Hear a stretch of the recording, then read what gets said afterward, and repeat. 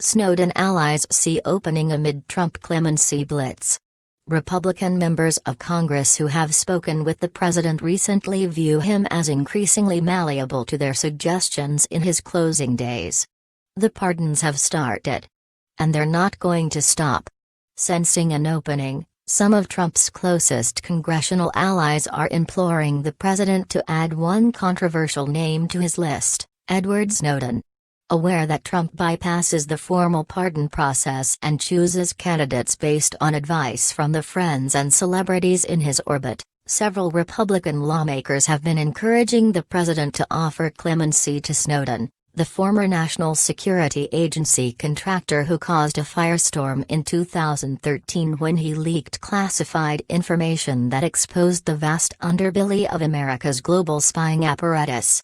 Senator Rand Paul has talked to Trump about a Snowden pardon, as has Representative Matt Gaetz, both lawmakers who have had Trump's ear.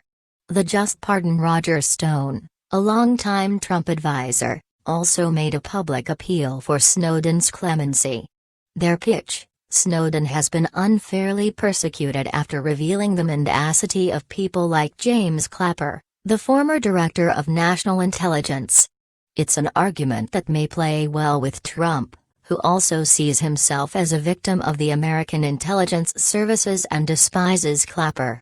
He revealed that James Clapper, the highest-ranking, most powerful spy in the world, was spying on Americans and lied to us about it, Paul said in an interview. So I think what Snowden did was a service to the American people and he ought to be pardoned.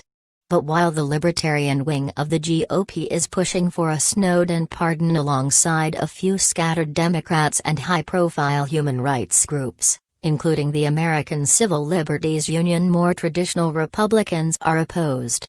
To them, Snowden is a traitor full stop.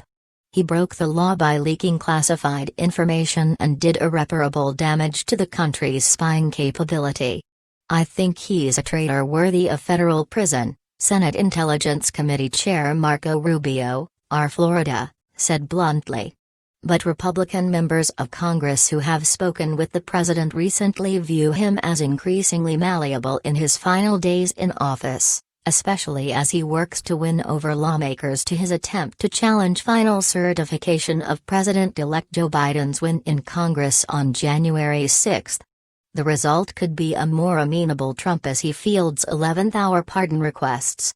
It's a pattern that has been playing out in recent days as Trump issued 2 rounds of pre-Christmas pardons and commutations, including for 3 former members of Congress, numerous people convicted in Robert Mueller's probe into Russia's 2016 election interference, and 4 security contractors convicted for massacring Iraqi civilians in 2008.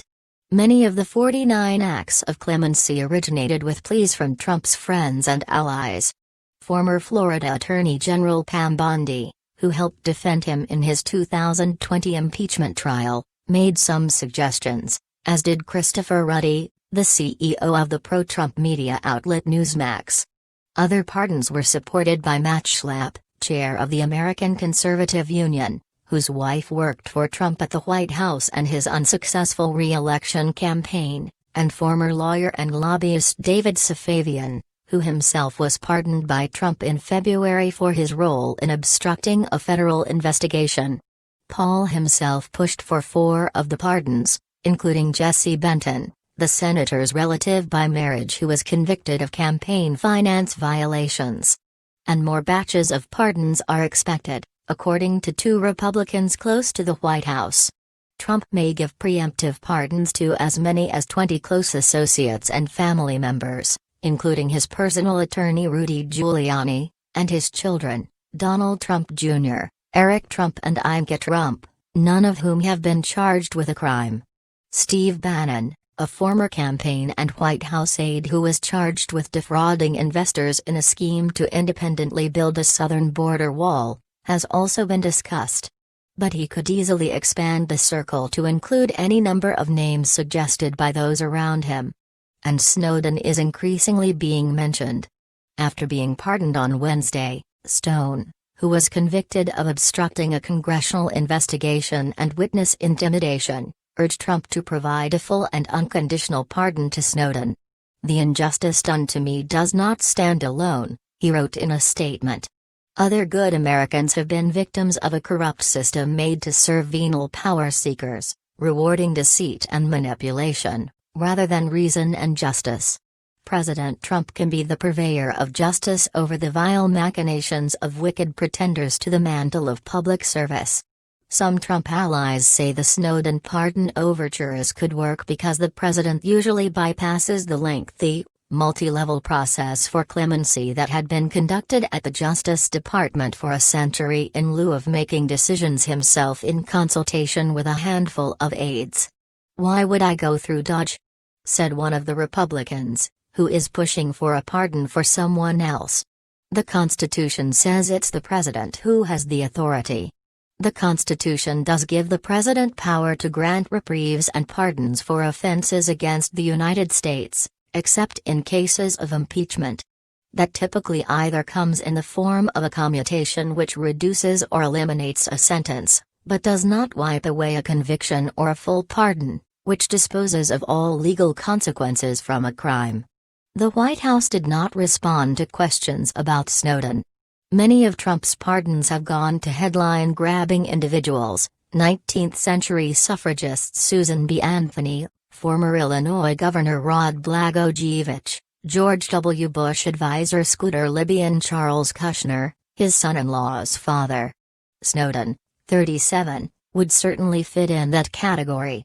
Currently living in Russia, Snowden faces charges of espionage and theft of government property for disclosing classified NSA information, including the details of secret spying programs that hoovered up internet activity and telephone records. The Obama administration accused Snowden of harming national security. But Snowden has advocated for a pardon on Twitter, saying he didn't cause death to any Americans and highlighting lawmakers who support the idea. But a former senior administration official said he doubts the Snowden push will work, given the high percentage of Republicans who favor his prosecution. "By and large, most Republicans would agree he is a traitor," the person said. Senator Lindsey Graham, chair of the Senate Judiciary Committee, and former Speaker Newt Gingrich, both Trump allies, opposed the pardon. "Snowden did enormous damage to the United States, and I can't imagine any reason for pardoning him," Gingrich said. But Gaetz, a Florida Republican and Trump ally who introduced a resolution calling for the federal government to drop all charges against Snowden, said in a brief phone call that he hopes Trump pardons Snowden. And on Twitter, he claimed Trump is listening to the many of us who are urging him to pardon Snowden. Trump's stance is less obvious. Trump once called Snowden a traitor and a spy who should be executed. But he more recently expressed a willingness to consider a pardon. In August, Trump said he was considering offering clemency to Snowden, lamenting that a lot of people believe the former NSA contractor was not being treated fairly. But ever since Trump expressed an openness to pardoning Snowden, several members of Congress who once stood by Trump are balking at the idea of a pardon. "He's responsible for the largest, most damaging leak of classified information in U.S. history," said House GOP Conference Chair Liz Cheney, R. Wyoming. "He gave secrets to our adversaries, the Chinese, the Russians. It would just be unconscionable to pardon him." Cheney has been a top political foe of the libertarian wing of the GOP that Paul and Gaetz represent, drawing criticism for months now as she has broken with the president on several issues. Even the president's eldest son, Donald Trump Jr., has gone after her publicly, comparing her to Senator Mitt Romney, R. Utah, who does not support the president and voted to remove him from office in the Senate's impeachment trial earlier this year. More recently, Trump himself slammed Cheney on Twitter. Notably, few Democrats have gotten behind the push for a Snowden pardon. Top Democrats have been pushing for reforms to the federal government's surveillance powers in the wake of Snowden's actions, but they are hesitant to publicly back an erasure of federal charges for Snowden. Instead, Democrats are focusing their ire on the process Trump has used to issue his pardons and sentence commutations. Democrats say that while the presidential pardon authority is absolute, Trump has abused the process to reward his allies and associates and has gone around the traditional Justice Department protocols for issuing them. I think there needs to be a process for pardons. It should not be a political, knee-jerk response. It should be based upon the considerations which go to the severity of the crime as well as the humanitarian issues, said Senator Ben Cardin, DMD, a top member of the Senate Foreign Relations Committee. And I don't believe he is doing any of his pardoning considerations that way.